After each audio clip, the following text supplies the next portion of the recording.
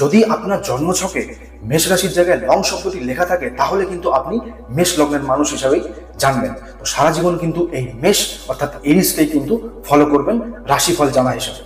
মেষ লগ্ন রাশির মানুষদের এই জুলাই মাসে নিজের বিচার বুদ্ধির বিবেচনা করে তবেই কিন্তু কাজ করতে হবে। বিশেষ করে আপনার পঞ্চম স্থানে মঙ্গল ও কেতু একসাথে থাকায় অবশ্যই কিন্তু প্রেমজ সম্পর্কে আপনারা সঠিকভাবে সিদ্ধান্ত নেবেন এবং যারা স্টুডেন্ট আছেন তারা কিন্তু নিজের কনসেন্ট্রেশনে অনেক বেশি বৃদ্ধি করার চেষ্টা করবেন এবং যারা কনসিভ করার চেষ্টা করছিলেন তাদের ক্ষেত্রে কিন্তু এই সময়টি অর্থাৎ এই জুলাই মাসটি বাদ দিলেই ভালো হবে বলে জানবেন।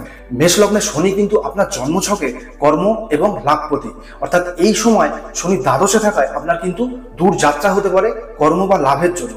তো এক্ষেত্রে এটা কিন্তু অবশ্যই বিচার বিবেচনা করে কাজ করবেন এবং এর সাথে আপনাদের কোনো পায়ের সমস্যা, যেহেতু দ্বাদশ স্থান থেকে পা বিচার করা হয়, তো আপনাদের কোনো পায়ের সমস্যা এছাড়াও হাড়ের কোনো সমস্যায় কিন্তু ভুগতে আপনাদের দেখা যাবে। তবে এ মাসে আপনাকে পথে ঘাটে কোনো দুর্ঘটনা বা কোনো বিপদ আসা থেকে অবশ্যই কিন্তু সাবধান হয়ে যেতে হবে।